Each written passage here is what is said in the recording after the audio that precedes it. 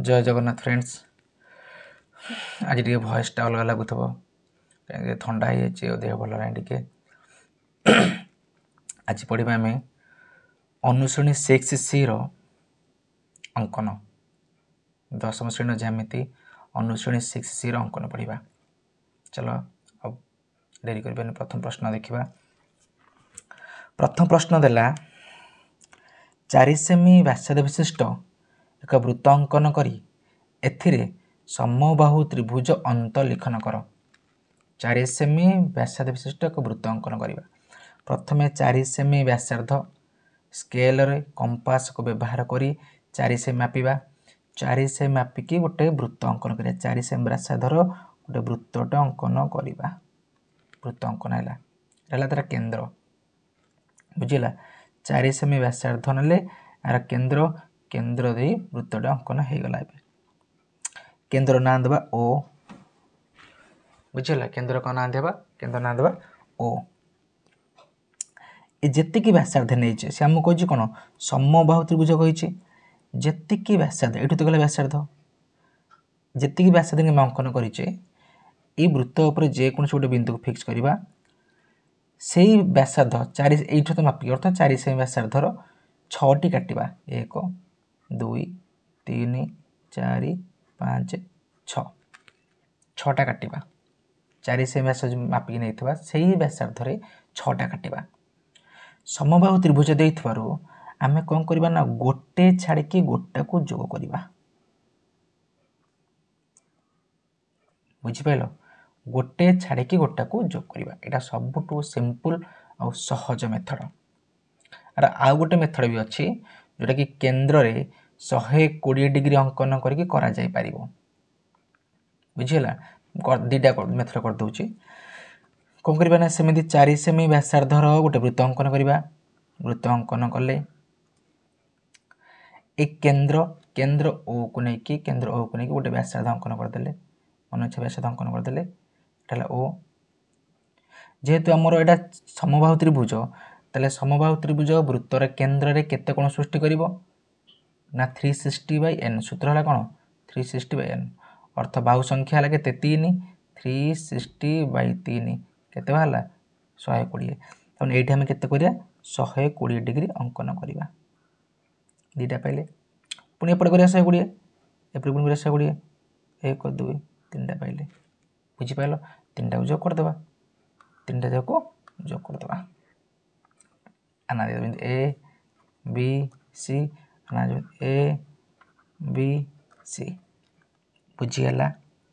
दीटा धारा एटा कर सब सिंपल आउ सहज मेथड बुझीगला। तापर जीवा 2 नंबर प्रश्न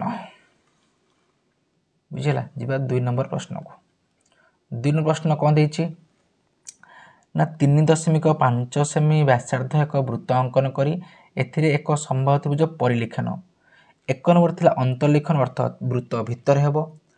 2 नंबर हला परिलिखन अर्थात वृत्त बाहर हेबो। केमिति करिबा ना प्रथम काम रहला हमर हला 3.5 सेमी व्यासार्ध ने गोटे वृत्त अंकन करिबा। आगे वृत्त स्केल रे 3.5 सेमी मापिबा। मापिकी गोटे वृत्त कंपास साहाय्य वृत्त करवा। गोटे केन्द्र रखी एमती बुलेबा बुलेबा वृत्त कले एटा केन्द्र ना देले ओ। बुझिला जेहेतु हमको परिलिखन देछि आमे कौन करवा ना जेमिति आमे 1 नंबर क्वेश्चन रे जेतिकी सेमी व्यासार्ध नेले सेही व्यासार्धरे अर्थात 3.5 सेमी व्यासार्धरे 6टा काटिबा। एठो 1 2 3 4 5 6 6टा काटिबा। वृत्तटा को 6 भाग करवा। जेहेतु हमको त्रिभुज देइछि त्रिभुज देइथिबारु आमे एठी कोन करबा ना गोटे छाड़ी के गोटे गारा पकेबा। एमितिका गोटे छाड़ी गोटा को गारा पकेबा। बुझी पाइलो अर्थ व्यासार्ध अंकन करवा। गोटे बिंदु को छाड़ी अन्य बिंदु को व्यासार्ध अंकन करवा। या ना दबा मनकर ए एटा दबा बी एटा दबा मनकर सी। परिलिखन जिते बेले दब यही चित्र ना जेकोसी चित्र रे परिलिखन देले जो बिंदु पाइले आमे ता ऊपर 90 डिग्री अंकन करवा। कोण 90 केंद्र कराबो ना 60 120 को समअधिकरण कले 90 पाइबा। एठी 90 करवा ଷାଠିଏ 120 को 90 पाइबा एटी से 90 करवा बुझीगला ये 90 करने भितर इनेस भी 3टा को जोग करदेला कौन पाइबा आम ना 3टी बिंदु पाइबा। बर्तमान त्रिभुज कौन है बे यहाँ त्रिभुज मनकर पी एटा क्यू आर बर्तमान त्रिभुज पाइगला आम ये पी क्यू आर है परिलिखित त्रिभुज अर्थ वृत्त बाहर करागला वृत्त बाहर होता परिलिखित त्रिभुज बुझीगला। भयसटा टी अबाग्या लगुथ ठंडा हो भयसटा भल शुभुनी बुझीगला।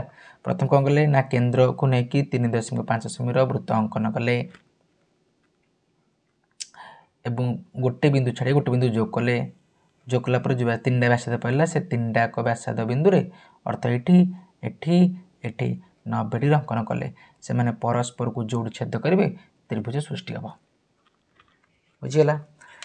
तापर जीवा 3 नंबर प्रश्न 3 नंबर प्रश्न जीवा 3 नंबर प्रश्न कौन कहूँ ना 5 सेमी व्यासाद विशिष्ट एक वृत्त अंकन करी एथिरे एक वर्ग चित्र अंत लिखन कर से दुटा गला संभव त्रिभुज ये बर्तमान आसला वर्ग चित्र। प्रथम काम है 5 सेमी नहीं कि गोटे वृत्त करवा वृत्त कम करदे 5 सेमी मापिले ये केन्द्र ये रखिकी एमती वृत्त बुलेले कंपास साहाय्य जेहेतु ये कौन देती आमको वर्ग चित्र देती स्केल को व्यवहार करके गोटे व्यास अंकन करवा मन इच्छा गोटे व्यास अंकन कले बुझीगला। व्यास अंकन कर सारापर यही व्यासर समद्विखंडक लंब अंकन कर अर्थात यही व्यास को समद्विखंड कर समद्विखंड तुमको आसुव ना कौन कर कंपास साहाय्य यही व्यासर अधारू अधिक नहीं कि ऊपर काटिबा तले काटिबा ये रखिकी ये काटिबा ये काटिबा जोग करवा बर्तमान यहाँ कौन है समद्विखंड होगा समद्विखंड हो सारापर ना दबा एटा बी सी डी बर्तमान सब जोग करदे बर्तमान यहाँ कौन होगा ना ए बी सी डी आवश्यक अंतलिखित वर्गचित्र होगा ए बी सी डी आवश्यक अंतलिखित वर्गचित्र किछि ना प्रथम 5 सेमी व्यासार्ध नब व्यास नहीं वृत्त अंकन कर वृत्त कर सारापर मन इच्छा गोटे व्यास अंकन कले से व्यास को समद्विखंड करवा वृत्त को जोड़ छेद कर जोग कर मैं जोग कर कम ये 3 नंबर प्रश्न। तापर जीवा 4 नंबर प्रश्न को कौन दे देखिए 4 नंबर प्रश्न 4 नंबर प्रश्न देला कौन 4.5 सेमी व्यास विशिष्ट एक वृत्त अंकन करी एथिरे एक वर्गचित्र परिलिखन और तार बाहुर दैर्घ्य मापिया कहला 3 नंबर थिला अंतर्लिखन 4 नंबर था परिलिखन सेमती करवा प्रथम 4.5 सेमी गोटे वृत्त अंकन करवा वृत्त अंकन कले वृत्त अंकन कर ना देले केन्द्र ओ देले ओ एवं व्यासटे अंकन कले व्यास अंकन करागला से करते 3 नंबर सेमती व्यास करते 4 नंबर व्यास अंकन कले तापर 3 नंबर आम जमी करते ये व्यासर समद्विखंडक लंब बर्तमान यार भी समद्विखंडक लंब अंकन करवा ये रखिकी एपटे काटिबा एपटे काटिबा ये एपटे काटिबा बर्तमान ये समद्विखंड लंब होगला समद्विखंड लंब हो परिलिखन चित्र करिया कौन कहला ना प्रत्येक बिंदु रे 90 डिग्री अंकन करवा अर्थात एठी करवा 90 डिग्री ना देव मन ए दिली ना ए बी सी डी ये प्रत्येक बिंदु रे 90 डिग्री अंकन करवा एठी कराला 90 डिग्री एठी कराला 90 डिग्री एठी भी कराला 90 डिग्री एठी भी कराला 90 डिग्री वर्तमान आवश्यक वर्गचित्र पी क्यू आर एस होगला बर्तमान वर्गचित्र परिलिखन होगला बुझला। अंतलिखन देते ये बिंदु भितर गार पकई था परिलिखन देते 90 डिग्री अंकन करके परस्पर को जोड़ छेद कले ना से आसला परिलिखित वर्ग चित्र बुझीगला।